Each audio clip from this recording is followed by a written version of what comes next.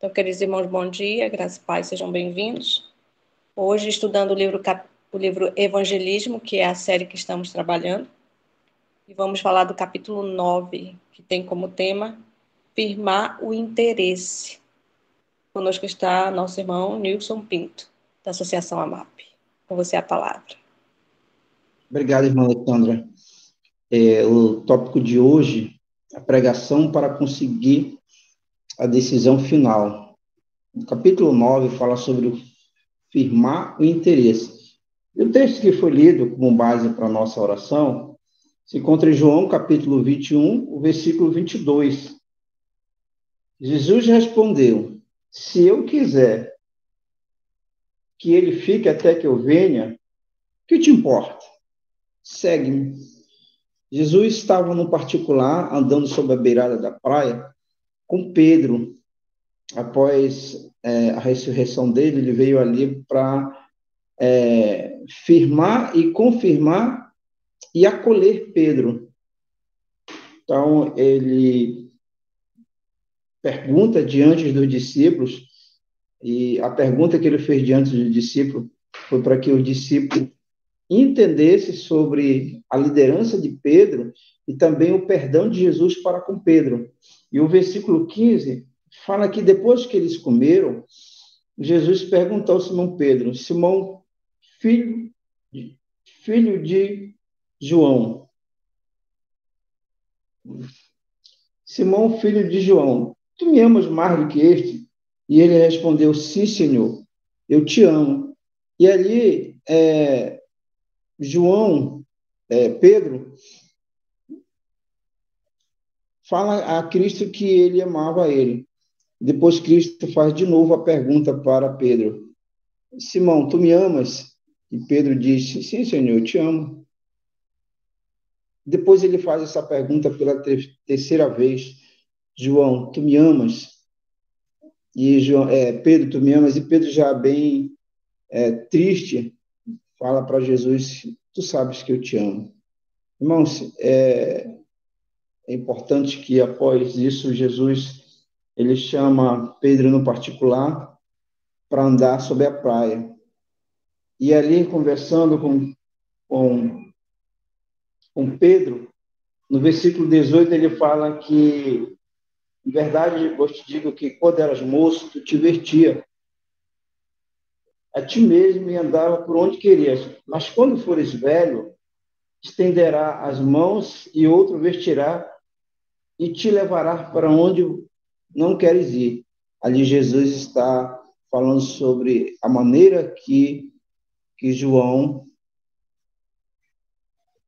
me perdoe, que eu estou aqui, apagou tudo com relação ao capítulo, eu estou tentando encontrar, e aí eu estou confundindo Pedro com João, João com Pedro. Peço perdão para vocês. Pedro, Jesus mostra para ele a forma que ele vai finalizar a sua vida. E aí, quando eles estão caminhando pela praia, alguém observa e acompanha. E é importante tocarmos sobre essa questão de observar e acompanhar Cristo Jesus. Então, quando ele tem aquela conversa íntima, João ele vem acompanhando eles de uma certa distância nesse caminhar pela praia. E aí, quando eles percebem, Pedro olha para trás e pergunta: e esse? O que vai acontecer com ele? E Jesus responde a Pedro: o que te importa? De eu querer que ele fique até a minha volta. O que interessa para você é me seguir. No versículo 22, Jesus responde: se eu quiser que ele fique até que eu venha, te importa, segue-me. E o versículo 24 diz: e esse, o discípulo que dá testemunho dessas coisas é que as escreveu, e sabemos que o testamento é verdadeiro. Eu queria iniciar com esse capítulo 21, esse versículo 22. Por quê? Porque Pedro ele foi dada a instrução dele para seguir, para focar na sua missão. E é importante nós termos essa definição para nossas vidas.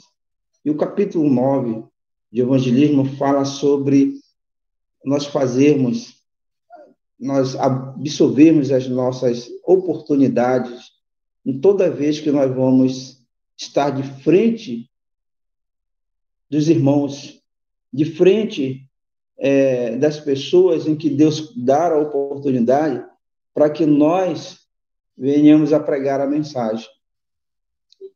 E começa o capítulo falando sobre a questão das pregações. Fala para nós que nós devemos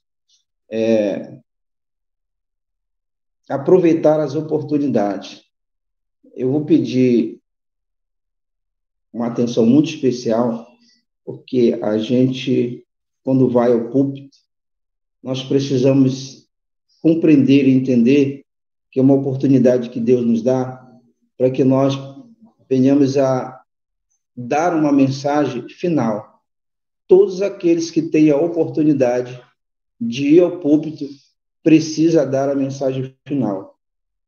E Deus, ele mostra para nós que os ministros, eles precisam fazer apelos para que a mensagem ela seja uma mensagem decidida, decisiva. E é escrito para nós de que nós devemos não fazer do púlpito um teatro, não fazer do púlpito, me desculpe a expressão que eu possa falar nesse momento, mas é o que está escrito aqui, e nós não devemos fazer um picadeiro do púlpito. Talvez nós nos preocupamos mais com a gravata correta, com o paletó correto, com se o sapato, se a roupa está alinhada, e não nos preocupamos com a mensagem. E nós precisamos compreender que a mensagem ela tem que ser uma mensagem decidida, uma mensagem decisiva. Por quê? Porque tem muitas pessoas que estão ali e essas pessoas elas estão esperando uma oportunidade para se converter, uma oportunidade para buscar a Cristo, uma oportunidade para conversão. Eu não sei se vocês já observaram, se já repararam, dentro da igreja, eu até comentei isso recentemente, que há 3 classes dentro da igreja. Uma classe é aquela classe em que está focada nos trabalhos da igreja, focada para que a igreja ela ande na parte organizacional. A outra parte é uma parte que está ali, vai assistir os cultos, participa da igreja, mas não se interessa, mas não toma partido em trabalhar ou também não toma partido em desistir. Eles ficam assistindo aos cultos, mas não se envolvem. É uma classe muito preocupante. E quem está nessa situação é muito perigoso para a sua vida espiritual. E a outra parte é uma parte que sempre, se vocês forem entrar na igreja, quando entrarem na igreja observar, é uma parte que fica lá no fundo. São pessoas que estão já há muito tempo na igreja, mas que não tomam decisão. São pessoas, até certo ponto, que estão ali dentro vamos dizer, da doutrina da igreja, mas não tomam decisão. São pessoas que dizimam, são pessoas que mantêm a roupa na norma, são pessoas que se alimentam corretamente, mas não tomam uma decisão de um batismo. Cada um tem o seu motivo com relação a isso.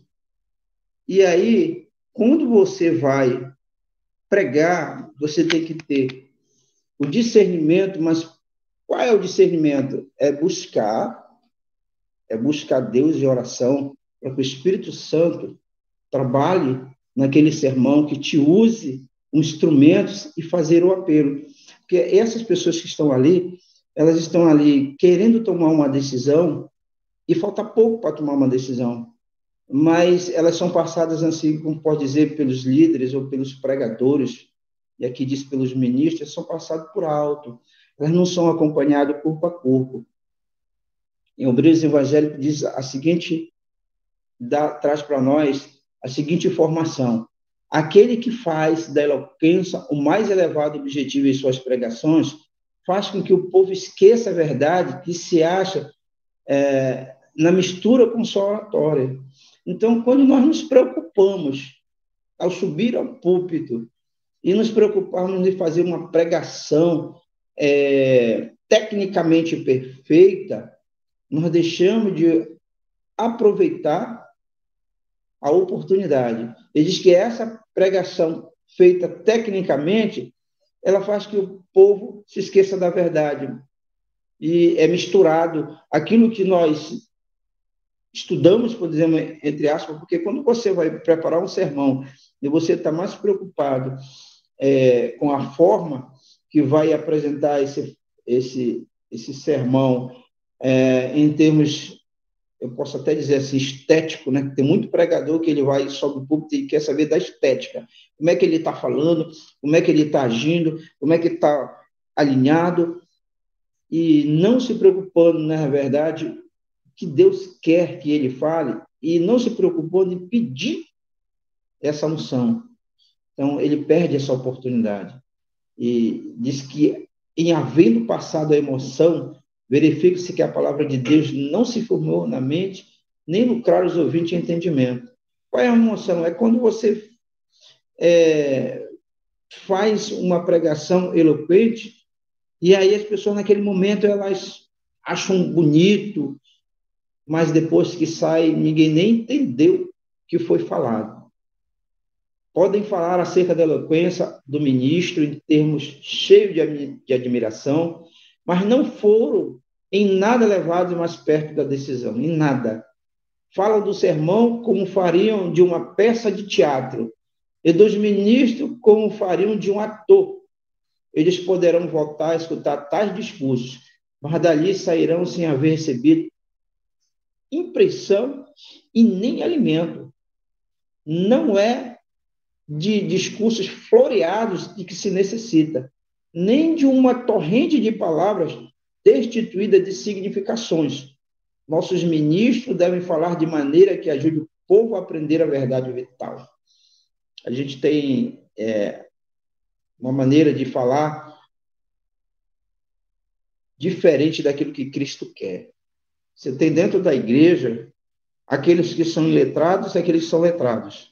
Você tem dentro da igreja aqueles que tiveram a oportunidade e o suporte total dos pais para ter uma educação privilegiada, e aqueles que vieram experimentado do interior, nas lutas, né, experimentado no campo, experimentado no trabalho, que não tiveram a oportunidade de pegar no lápis para escrever, não tiveram a oportunidade de abrir uma palavra, abrir um livro para estudar. Por quê? Porque não tiveram essa oportunidade de aprender a ler, de aprender a escrever.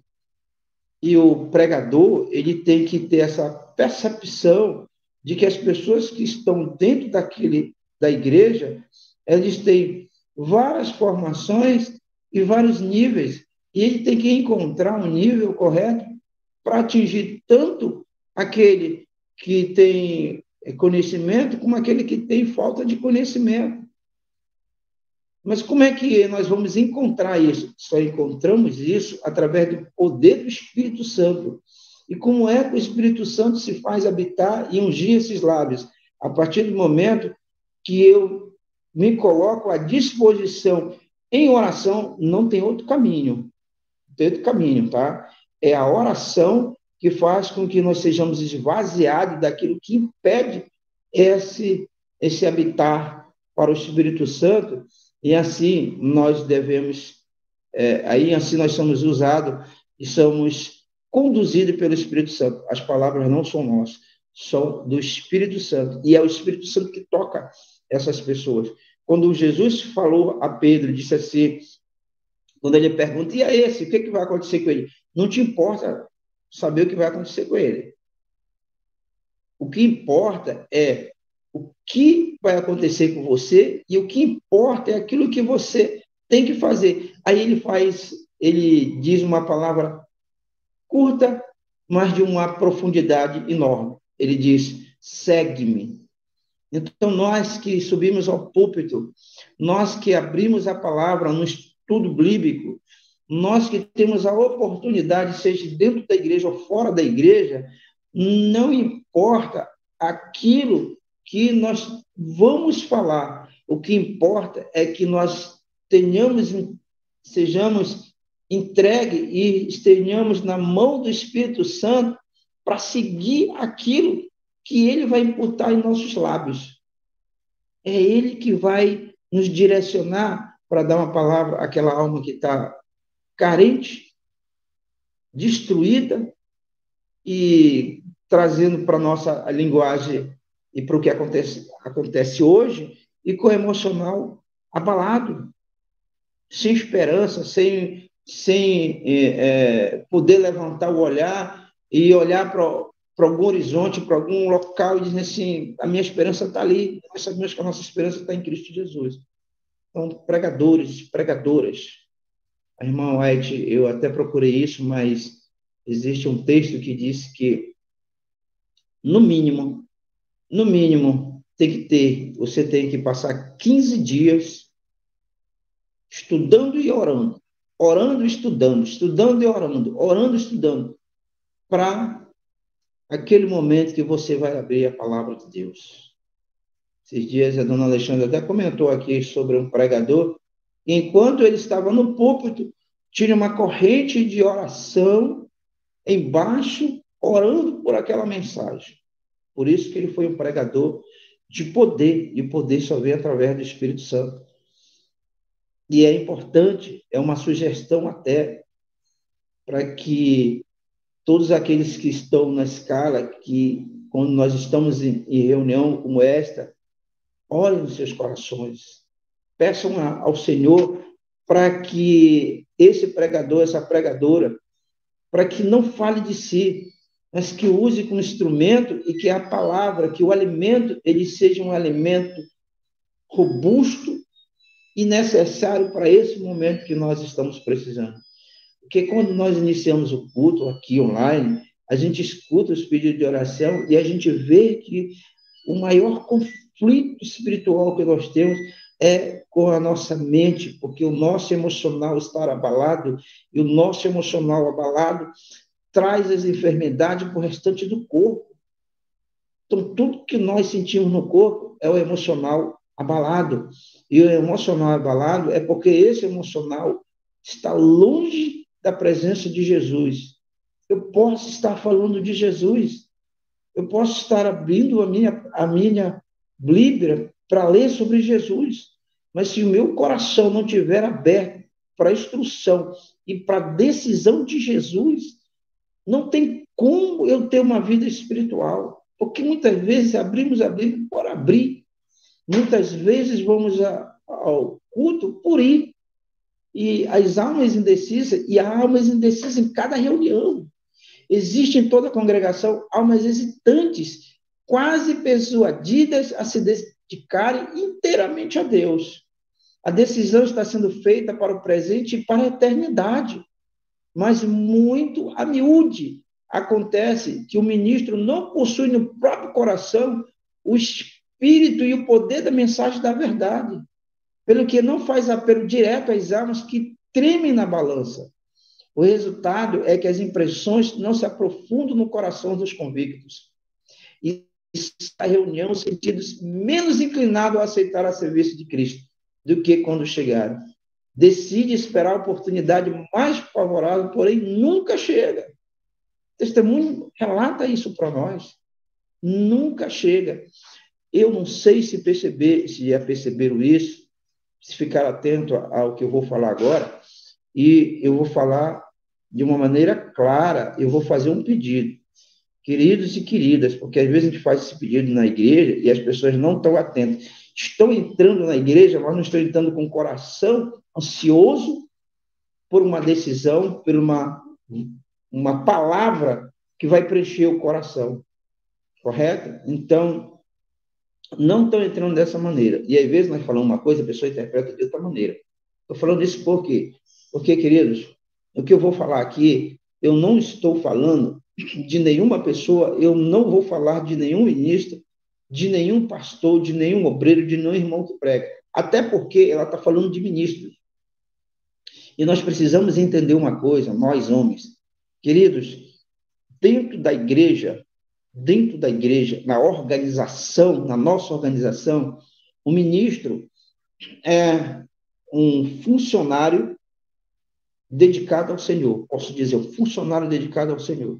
Porque ele está ali na obra, ele é pago para levar essa mensagem. Ele foi escolhido por Deus e Deus deu essa instrução logo no início, quando instruiu o povo de Israel de quê? De que esse ministro vai viver pelas nossas ofertas, porque ele tem uma função especial, que é se dedicar à obra. Mas entendem, pais, aqui que são chefes de família, você é ministro na tua casa, eu sou ministro na minha casa. Então, o que eu quero dizer, já perceberam que os ministros, eles só fazem, né, aquela oração impondo as mãos quando é solicitado? E hoje a coisa mais rara na igreja é um ministro terminar uma pregação e fazer o apelo e trazer a congregação para frente do púlpito para fazer a imposição das mãos e nos abençoar. Agora, e dentro de casa? Sabe quando eu coloco a imposição das mãos na minha família, na minha esposa e nos meus filhos? Ou quem, ademais, mora no meu lado? Quando eu oro, expondo o nome de um por um e a situação de um por um lá no meu quarto, falando com o Senhor. Nós estamos pouco orando pelas nossas famílias, eu creio, e nossos ministros pouco estão levantando a mão para nos abençoar. Mas por quê? Que alguns escutam o seu último sermão. Testemunhos seletos, talvez alguns estejam escutando o último sermão que lhe é dado a ouvir. E outros não terão nunca mais o ensejo de ouvir uma exposição da cadeia da verdade, como uma aplicação prática da mesma a seu próprio coração. Perdida essa áurea oportunidade, fica perdido para sempre. Houvesse Cristo com seu amor redentor sido exaltado em ligação com a teoria da verdade, isso poderia haver feito pender para o lado dele. Nós não estamos, ou podemos dizer, quase não estamos falando de Jesus. Por que nós estamos tendo dificuldades familiares, físicas, emocionais, individuais, coletivo? Por quê? Porque quase nós não falamos de Cristo.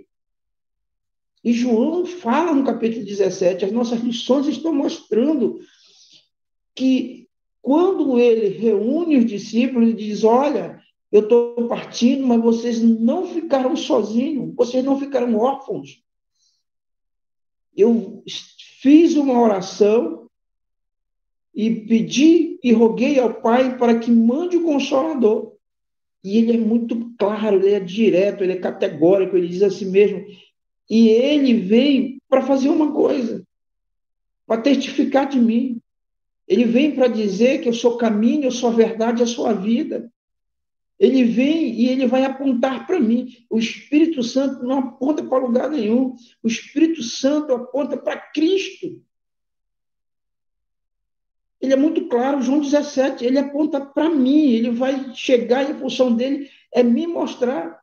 E quando nós entendemos que nós temos que olhar Cristo, que nós temos que sentir o anseio, o desejo de Cristo, aí nós vamos nos aprofundar em Cristo. E quando a gente se aprofunda em Cristo, a gente aprende tantas coisas. O nosso caráter é mudado à semelhança a Ele, como Pedro foi, como João foi, como todos os discípulos que ali estavam foram. porque eles compreenderam, através de reunião de oração, compreenderam que eles precisavam entender Cristo. Eles não precisavam conhecer a si mesmo e manter esse conhecimento de si mesmo. Eles precisavam conhecer a eles e tirar um relatório do perfil deles e entregar a Cristo. Qual é o nosso perfil? É mau. Nós somos destituídos de amor. Nós somos pessoas más. E a gente só pode ser constituído de amor com Cristo. Então, por isso que se faz um apelo de nós apresentarmos Cristo em toda oportunidade. Em todo discurso deve fazer fervorosa apelo ao povo para que deixe seus pecados e volte-se para Cristo. Nós precisamos fazer apelos nas nossas reuniões. Em nossas reuniões campais faz-se demasiado pouco esforço de reavivamento. Há demasiado pouca busca do Senhor. Cultos de reavivamento devem ser realizados desde o começo até o fim das reuniões. Os mais decididos esforços devem ser feitos para despertar as pessoas. Vejam todos que sois fervorosos, porque tens uma mensagem maravilhosa do céu. Dizei que o Senhor vem julgar e que nem reis, nem governante, nem riqueza, nem influência serão de ajuda para evitar os juízos que logo hão de cair. No fim de cada reunião deve-se ser perdidas decisões. Cada reunião que a gente não faz um apelo, decisões são perdidas e as pessoas ficam protelando. Eu lembro que no início da fé, eu participei de uma igreja que tinha pessoas que estavam 5, 8, 10, 15 anos participando da igreja e olhando tecnicamente pessoas que estavam dentro da forma que nós nos comportamos, que nós vivemos, que nós nos apresentamos dentro das nossas doutrinas. Mas as pessoas não tomavam uma decisão. E eu sempre conversava com um, com o outro, poxa, a gente olha, né? Tua alimentação está correta, tu participa dos cultos, a gente vê o que está faltando. E as pessoas diziam assim, não é o momento, não é a hora. E eu ficava anos e anos, e depois as pessoas me perguntavam, por que não decide? E quando eu perguntava diretamente, não é a hora, e eu dizia assim, quando eu tinha intimidade com a pessoa, nos criava um laço afetivo, dizia assim, você nunca vai se batizar. Por quê? Porque você está deixando passar a hora. Aquilo que está te impedindo, abre teu coração. De verdade, irmão, vê a outra geração dos filhos, vê a geração dos netos, os filhos batizaram, os netos batizaram, e algumas pessoas continuam na mesma situação. Não é a hora, não é a hora. Nós precisamos fazer esse apelo. Tem outra coisa que é muito importante para nós, Apocalipse capítulo 14, versículo 12. Aqui estão os que guardam os mandamentos de Deus e a fé em Jesus. O mandamento de Deus diz que nesse tempo é que o verdadeiro sábado precisa ser apresentado ao público, tanto pela pena como pela voz. Abra a Bíblia, mostra sobre o sábado, mostra o mandamento, não vai direto só no sábado, abre os 10 mandamentos, explica para as pessoas com amor, com bondade e com claridade, e mostra que dentro da ordenação dele, ele está errando em pisar no sábado. Diz que assim como o quarto mandamento do decálogo, os que observam são considerados e menosprezados. Os poucos fiéis sabem que é tempo não de ocultar a face, mas de exaltar a lei de Jeová por meio do desfraudado da bandeira em que está escrito a mensagem do terceiro anjo. Aqui estão os que guardam mandamentos de Deus e a fé em Jesus. A verdade não deve ser escondida, não deve ser negada, nem disfarçada, mas amplamente reconhecida e determinadamente proclamada. Queridos, queridas, eu quero abrir aqui um parênteses para a gente aprofundar sobre a questão de proclamar, a questão de falar de uma mensagem de poder. Proclamar não é só eu falar e dizer assim, meu irmão, olha, eu guardo o sábado. Não, irmãos. Hoje, como no passado, nós temos que falar e provar. E hoje a situação que o mundo vive, com o inimigo fazendo chacota dos cristãos, hoje nós temos que viver e pouco falar. Qual é o pouco? É quando nós vamos dar o estudo bíblico que passamos pela lei de Deus. Qual é o pouco? É quando nós subimos ao púlpito para falar da lei de Deus. Qual é o muito viver? É quando as minhas atitudes não pisam no sábado. Vocês querem ver como nós estamos pisando no sábado dentro da igreja? Apenas Inspirada fala para nós que o sábado é o dia que nós devemos acordar mais cedo. Então, imagine o seguinte, nós acordamos aqui às 4 horas, vamos dizer, para estarmos nessa live, para estarmos estudando, para estarmos nos congregando em oração, para buscarmos a presença do Senhor para esse dia. 4 horas da madrugada, vamos dizer. Sabe que horas que eu tenho que acordar? Estou dando só um parâmetro. Você pode acordar 5 horas. Cada um tem a sua forma, cada um tem a sua maneira de viver. Eu estou usando só o horário aqui de 4 horas. Mas pode ser 5, 6, no seu horário que você acorda. Mas se todo dia eu acordo 4 horas para me preparar pelo trabalho, no sábado eu tenho que acordar 3 horas da madrugada para me comunicar, para me preparar, para me organizar, para ir à igreja. O sábado é o dia que eu devo acordar mais cedo. Sabe o que está acontecendo? Começou o louvor dentro da igreja, as pessoas estão chegando. Começou a escola sabatina, os músicos estão colocando os instrumentos. E muitas vezes, terminou a escola sabatina, tem pessoas que estão chegando. Que desleixo para com Deus. Que perda para a eternidade. Eu já fiz pode dizer assim, eu já fiz uma pregação, um estudo com os irmãos, mostrando sobre as outras igrejas, e a palavra de Deus diz que os filhos das trevas são mais prudentes do que o da luz. Queridos, existe uma grande denominação, que o culto está marcado 9 horas, como é o nosso culto no dia de sábado. Não vou nem falar de quarta nem domingo. O próprio pregador, quando vai na quarta no domingo, principalmente no domingo, que ele já prega direto. Mas na quarta acontece, o próprio pregador que está na escala é 7h30, às 19h30. O camarada chega 15 para as 8. Uma vez eu estava dentro da congregação e eu falei, tinha um pastor dentro da congregação, eu falei para ele, meu pastor, vá lá e pregue a mensagem. Não vamos esperar mais um pouquinho para ver se o pregador chega. Vá lá e pregue a mensagem. Porque já ia dar 8 horas, querido. Não, mais 5 minutos, irmão. Por quê? Porque aquele pregador era um pregador novato. Eu acho que era o terceiro culto que ele ia fazer. Aí quer dizer, para pensar.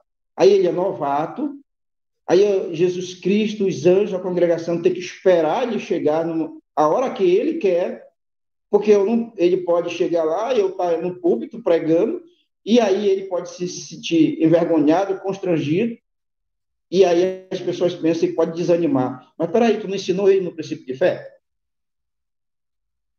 Entende como é que nós estamos chegando? E aí, eu estudando, existe uma grande congregação em que 9 horas é o culto, 10 para as 9 fecha as portas, e eles têm armários, Aí você chega ali, guarda a sua bolsa e o seu celular naquele armário. Tira só a sua Bíblia para entrar, guarda a bolsa. E você leva a chave. É tipo esses armários que tem nesses atacadão aí, você bota o capacete, bota as coisas. E entra. Não pode entrar com a saia curta, não pode entrar de camiseta, não pode entrar de short, não pode entrar com celular, não pode entrar com bolsa, e às 10 para as 9 fecha. E dentro da congregação não pode falar nada, todos escutando música sacra, 9 horas começa. Os filhos das trevas são mais prudentes do que da luz. Vai fazer isso na nossa fé. Bota o armário lá para ver se não joga o dirigente lá para o outro lado da rua. Nós precisamos compreender. Deus diz aqui, olha, a verdade não deve ser escondida, nem deve ser negada, nem disfarçada, mas amplamente reconhecida e determinante proclamada. O sábado precisa ser respeitado. E nós não estamos respeitando quando a gente chega atrasado, quando a gente chega e vai bater foto no púlpito, quando a gente chega e sai beijando dentro da congregação, quando a gente chega e fica de conversinha para cá e conversinha para lá. O desrespeito com a presença de Deus. Existem 2 extremos no tocante à decisão. Existem 2 extremos que precisam ser evitados. Um consiste na abstenção de declarar todo o conselho de Deus e incorre no espírito dos revivalistas. Desta época que se branda paz, paz, quando não há paz. Sabe quando nós falamos que há paz? Quando a gente tem medo ou quando a gente deixa de instruir, porque na verdade é instruir. A gente não instrui, a gente não explica, a gente não explica de novo, a gente não tem paciência de instruir, batiza, e quando batiza fica fazendo bobagem, e aí a gente diz, calma, irmão, porque a alma é nova. O erro é do professor, não é da alma. Eu sempre digo assim, quando eu vou conversar com um amigo, até brigo, eu disse, tal coisa. Aí ele responde errado, faz errado. Eu digo, quem é o teu professor do princípio de fé? Quem foi? Aí ele disse, foi tal. Quem é o teu pastor? Quem é teu brilho? A culpa não é tua, filho. Eu vou conversar com eles, a culpa é deles. Fala assim mesmo, eles acham graça. Mas é uma verdade. Em termos de brincadeira, é uma verdade. Porque está sendo mal preparado. Por quê? Porque queremos que a alma se batize, mas queremos que ela se batize de qualquer forma. Quando eu iniciei, eu tinha assim, a maior vontade de pregar e de louvar, mas eu ficava sentadinho, porque eu estava no princípio de fé e eu estava estudando para entender a nossa fé. A vontade era imensa, mas eu ficava sentadinho, respeitando a ordenação, porque eu só posso pregar, só posso cantar quando estivesse batizado. Hoje, ele vai fazer princípio de fé, deixa ele cantar, irmão, ele vai fazer princípio de fé. E aí, o que é que está acontecendo com a gente? Queridos, diz para nós uma experiência de manuscrito 120. No passado, o trabalho do irmão foi me apresentado em visão.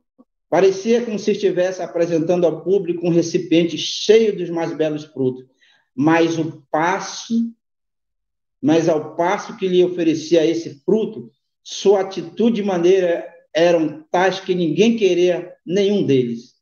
Assim tem ocorrido demasiadas vezes com as verdades espirituais que oferece ao público. Em sua apresentação destas verdades, manifesta-se às vezes um espírito que não procede do céu. Às vezes proferem palavras, fazem censuras com ímpeto, um vigor que leva o público a desviar da mais bela verdade que ele tem para eles. Sabe quais são essas censuras? É quando você vai ao púlpito e tem um visitante, você diz assim mesmo, olha, quem continua comendo carne, esse não vai para o céu. Tu deu um tapa na cara desse visitante, nunca mais ele volta. E a continuidade da experiência diz que viu o irmão, quando o enternecedor Espírito de Deus sobre ele repousava. Seu amor à verdade era genuíno, e não alguma coisa que ele apenas tivesse a pretensão de possuir. Ele cultivara e acariciara esse amor. E ainda ele estava no coração. Mas o nosso irmão tem uma maneira muito fraca de manifestar a compaixão, a ternura, o amorável Espírito de Cristo. Carece ele do santo óleo que dos tubos de ouro é vertido nos corações humanos. Esse óleo deve encher-lhe o coração e quando ele o recebe, repousará sobre ele o Espírito. Temos que falar de Jesus. E essas pessoas estão vendo que Jesus é misericordioso, é bondoso. E o maior de todos, ele é perdoador. Essa pessoa vai sentir dentro do coração o Espírito Santo falar na mente dele, dizer, é a hora de você se virar para Jesus Cristo. O alimento, o vestuário, a maneira de se comportar, tu vai falar no particular, num estudo bíblico, porque ele vai pedir um estudo bíblico. Não em cima do púlpito. Em cima do púlpito é para falarmos de Jesus Cristo e a ele crucificado. Em cima do púlpito é para a gente dizer que Jesus Cristo é o caminho, a verdade, e ele é a vida, porque tem muita gente morrendo por uma falta de um perdão, morrendo por uma falta de misericórdia, morrendo porque não está encontrando esperança no homem, que não existe. E ele precisa conhecer a Jesus e saber que Jesus salva, que Jesus perdoa, que Jesus cura. Eu quero concluir com esse tópico que diz assim: trabalhai pela salvação das almas, que como se soubesse por ter o visto, que está à plena vista de todo o universo do céu. Cada anjo no céu está interessado na obra que está sendo feita pela salvação das almas. Não estamos despertos como deveríamos estar. Todos os membros da ordem angélica são nossos assistentes. O Senhor teu Deus está no meio de ti, poderoso para te salvar. Ele se deleitará em ti com alegria. Cala-se por seu amor, regozijas em ti com júbilo. Não podemos então trabalhar com bom ânimo e fé? Naquele dia se dirá a Jerusalém: não temas, ó Sião, não enfraqueça as tuas mãos, somente tende fé, orai e crede e verei a salvação divina. Queridos irmãos, nós estamos entrando e nós já começamos as nossas reuniões para a organização das uniões, as organizações das assembleias. Você vai das associações, você vai participar, começa desde já a orar no teu coração, para que a tua chegada seja uma chegada no Espírito. O que é uma chegada no Espírito? A gente não vai ali somente para nos congratular com nossos irmãos que a gente não vê há algum tempo. A gente não só vai ali para nos alimentar de um alimento delicioso. A gente não só vai ali para escutar a palavra. A gente vai ali para entregar nossa vida a Cristo. A gente vai ali para saber a resposta de Cristo. E para a gente saber qual é a resposta que Ele tem para nossas vidas, nós temos que orar por nós temos que orar pelos ministros, nós temos que orar pela liderança. Nós não podemos ir ali para nos divertir. Nós vamos ali para saber que as decisões são para a nossa vida eterna. O meu desejo nessa manhã é que nós entendemos a palavra do Senhor. O meu desejo nessa manhã é que nós, que temos a oportunidade de pregar a sua mensagem, que nós nos entregamos ao Espírito, e a entrega a esse Espírito é dizer para nós: eu sou débil, eu sou fraco, eu sou mau, eu tenho isso, e eu te peço, eu quero, e eu suplico, eu imploro que o Senhor me limpe dessa maldade e preencha com teu amor, porque é só o amor que vai fazer que nós nos salvemos, é só o amor por Jesus Cristo que vai fazer com que nós caminhemos decididamente para a glória celestial. É o meu desejo a cada um de nós nesta manhã. Amém. Amém.